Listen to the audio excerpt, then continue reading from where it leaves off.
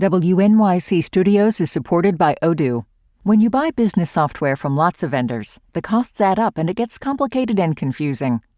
Odoo solves this.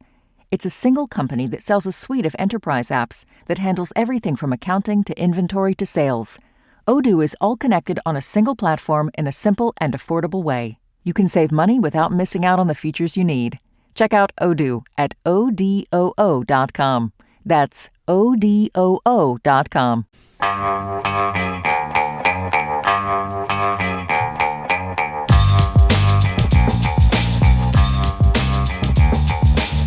Brian Lehrer on WNYC. By the way, that Colbert typical TV ratings number I was looking for, my team looked it up, and he averages about 2.6 million total viewers a night. And nothing against Colbert by any means, but it is an indication of, with 330 million Americans, how far network television in general has fallen.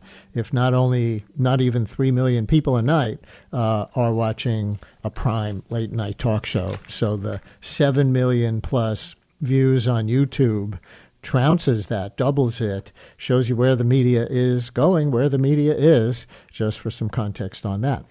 So, on Tuesday, Mayor Mamdani released his first annual budget proposal. Budget, of course, is policy. How much will New York City or any place spend on education, on housing, on law enforcement, on child care, and more? And who will pay how much in taxes to fund those spending and policy priorities? In Mamdani's case, you know some of the prelude to this. He campaigned on fostering more equality in the city through universal child care, free city buses, new housing programs, also on taxing the wealthiest corporations and people with $1 million a year incomes as individuals, several percentage points more to help pay for those things. And he inherited a multi-billion-dollar budget deficit for the coming fiscal year that by law he will have to close before adding anything new, by raising revenue, dipping into the city's reserves, or finding savings in existing programs.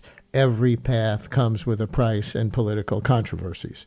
So what does the new mayor prioritize? Is it much different from past mayors in this budget? And why is he suddenly talking about the possibility of a property tax increase? That's not the progressive tax the rich proposal from his campaign. I should say reactions to this draft are coming in from advocates for education, for bikes and mass transit, for housing the homeless, for the NYPD, and more, also from the budget watchdog groups, and of course the city council, which negotiates with the mayor on the budget and gets to vote on it before the new fiscal year actually begins on July 1st. And Speaker Julie Menon has already made some skeptical pronouncements. So with us now to go over some of the big items in both the taxing and spending sides of the ledger and to help hear from some of you is Greg David, contributor covering fiscal and economic issues for the news organization The City, and director of the Business and Economics Reporting Program and the Ravitch Fiscal Reporting Program at the Newmark Graduate School of Journalism at CUNY. His new article tries to get to the truth on one of the central tax the rich debates. The article is simply called, "Would Raising Taxes on the Richest New Yorkers Drive Them Away?" Hey, Greg, always good to have you. Welcome back to WNYC. Always good to be here, especially on such a controversial and hot-button issue. And listeners, we invite you to help us report this story. 212-433-WNYC. Like if you work for or benefit from any kind of city spending, make your case as advocates from all the sectors have begun to do. Is the mayor spending or cutting too much or too little, or at least proposing to? 212-433-WNYC. WNYC. Same with the tax rate questions. What would it mean to you if property taxes go up? That's the big new question since Tuesday's budget address. Or personal or corporate taxes if you're in that $1 million or more of personal income or corporate profits category. Would you leave or not bring new jobs here? 212-433-WNYC. Call or text 212-433-9692. Greg, let me start with a very general question, and then we'll get to some budget specifics, and then your take on the will they leave debate. The very general question is, Mamdani campaigned on being a new kind of mayor. Has he proposed a new kind of budget in any big way? Yes, he has. And what he's done is he's he's corrected the great fiscal error of the Adams administration, which was every year Eric Adams underestimated key spending drivers, NYPD overtime, especially the new housing voucher program. So, in essence, every year Adams proposed a fake budget. And the reason he got away with it is that revenues kept exceeding expectations for most of his tenure. It was really bad budgeting. People like the Citizens Budget Commission called him out, the IBO, and God knows I wrote 4 or 5 stories over the last couple of years pointing out how ridiculous and harmful such practices were. So that's the good part. This is a realistic budget in most ways, and the estimates of spending in the coming year are about what people think makes sense. The last Adams budget was $116 billion for the current fiscal year. I'm seeing the number $127 billion for this Mamdani proposal. That would be an increase of around 9%, which is more than inflation. Is that unusual for a year-to-year change? Oh, it's huge. But what they're pointing out is that the increased spending is actually like less than $1 billion. What he's doing is correcting the errors. He's realistically saying what the city's going to spend. And he's getting praise from that, even from people who are mad about a lot of other things he did, whether it's State Controller Tom DiNapoli or City Controller Mark Levine or the Citizens Budget Commission. They've all said, this is good. What's the deficit piece of this? Mamdani didn't create the deficit, we should say. He inherited. But why are you laughing? Oh, well, I'm laughing because in part I got it wrong too, in a way. So look, in December, in a major report, then Controller Brad Lander issued his big econ and fiscal update. I paid attention to the econ thing and didn't look at the fiscal thing very closely. And he had projected a $12 billion gap for the current fiscal year, which ends June 30th of the next one, but no one picked up on it. So Levine comes into office as the new controller and issues a big press conference saying, oh my God, it's a $12 billion gap. And the next day, Mamdani says, oh God, this is terrible, and it's all Eric Adams' fault. So there were a lot of questions at the time, and Kathy Hochul at the time, the governor, said, the gap isn't that big.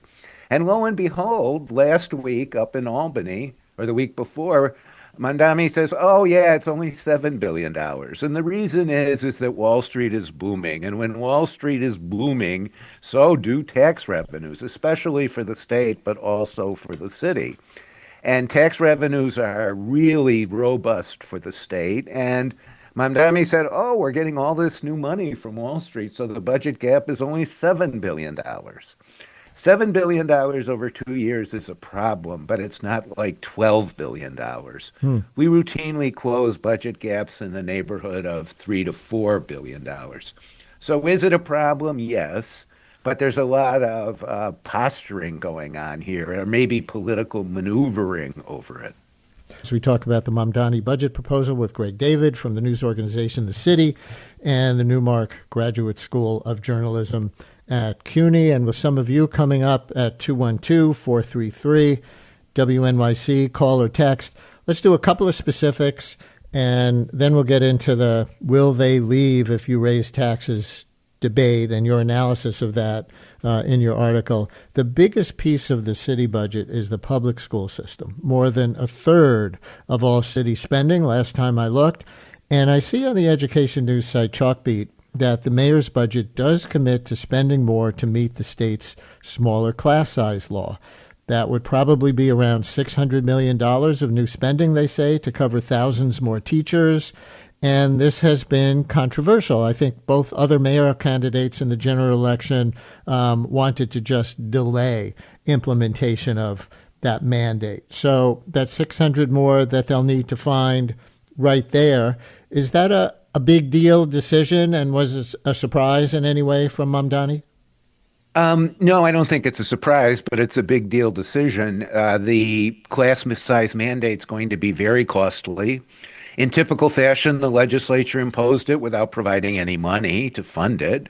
It's going to be a major burden in the coming years, and the city's going to have to meet it. And whatever way possible. I think that it's not a surprise. He doesn't want to anger the teachers union, so he'll start out here. But if the fiscal crisis, if we do face a fiscal crisis, which is key to whether the economy and Wall Street falter, I think there will be a lot of pressure to delay the requirements. But it's not here yet. The economy is stalled but not collapsing. Wall Street's booming.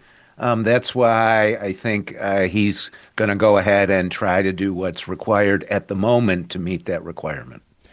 And how about law enforcement? You know, I see the right is hitting Mayor Mamdani for canceling an additional 5,000 police officers that Mayor Adams wanted to add. So Mamdani is not defunding the police. That budget is about consistent with what Adams had been spending. He's just not extra funding them. That's right, and that's what he said in the campaign. So he's just doing what he told voters he was going to do. He doesn't see a need for more police, but he wants to keep it at the current levels. By the way, that's not so easy because the city's actually had trouble recruiting enough police to fill the number. Jessica Tisch, the police commissioner, would prefer more cops, but obviously this is something, at least for now, she says she can live with. And my colleagues at Gothamist note that funding for the Department of Community Safety, Mamdani's signature proposal to dispatch mental health teams to some 911 calls instead of police or with police, is notably absent from the preliminary plan.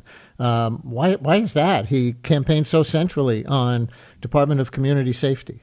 I think we'll need to find out. Is it part of a deal with Tisch about what's going to happen? Or is it that he just have to make choices? You know, the other key choice that he made is he's not expanding the city's housing voucher program, which he said he would do during the campaign. This program's now approaching $2 billion, I think. It's become very costly. People have been raising concerns about it. He said during the campaign he would increase it according to a law passed by the city council. Now he's pulled back on that. That's another choice he's made. The city is under fiscal constraints. It's not in a disaster, but it is under fiscal constraints, and he needs to make choices. And this is a sign of the choices he's making. Now let's go on to taxes. The biggest storyline in much of the press after Tuesday's budget proposal speech was that the mayor put a 9.5% property tax increase on the table if he doesn't get the tax hike that he wants from the state on the wealthiest corporations and individuals. Property tax is the one that the city can raise on its own. So can you explain how the property tax hike would work and who it would hurt? So what I want to tell you, first of all, is I was so shocked by him doing this. I've been talking to my budget sources about how Mamdani would play his first budget. And the basic consensus we had was he'd propose some draconian cuts. None of us thought that he would propose a property tax increase. Why? First of all, the city's property tax system is completely unfair. Excuse me. It's like the worst thing we have. It taxes homeowners of color more than white homeowners in areas that are gentrifying and their property values are going up. It taxes rental buildings extraordinarily heavily and condos and co-ops extraordinarily lightly. So, and he's admitted this. He knows this. He says he wants to reform the tax. So he's proposing to increase the worst tax we have, which, by the way, is politically very sensitive. And he's going to do this. This is what really shocked me. Before he proposes reforms, which in themselves will be incredibly controversial, because any reform will raise taxes on homeowners and co-ops and condos to give relief to rental buildings. So I don't know. That's but what if he's rental proposing. Buildings are affected too, the landlords who own those buildings, would the mayor who ran on freezing the rent wind up indirectly causing an increase in the rent for non-stabilized apartments? Oh, of course he was. Of course he would. Actually, the freeze is. I've read a whole story about how the freeze is going to raise market rate rents anyway. He's already put. Look, we don't want to get into the rent thing, I think, in depth, but there are two areas of rent-regulated buildings that are in financial crisis. Older buildings that are entirely rent regulated, especially in the Bronx and Upper Manhattan, And all affordable projects built with city subsidies that don't pay property taxes, both those groups are heading for financial crisis. He wants to freeze their rents, and on the first group, he now wants to raise their taxes. Oh my God. Well, now we get to the main event in your article, which is about raising those other kinds of taxes. It's called Would Raising Taxes on the Richest New Yorkers Drive Them Away? We did two segments last week on this very question. First, we had Steve Fulop, the new president of the Partnership for New York City, which represents the biggest businesses in the city, Wall Street and real estate and tech companies and others. Here's a soundbite from his appearance regarding the corporate tax hike proposal. Currently, when you layer on all of the different taxes for corporations in New York, you are at 17%, which is marginally more than New Jersey already.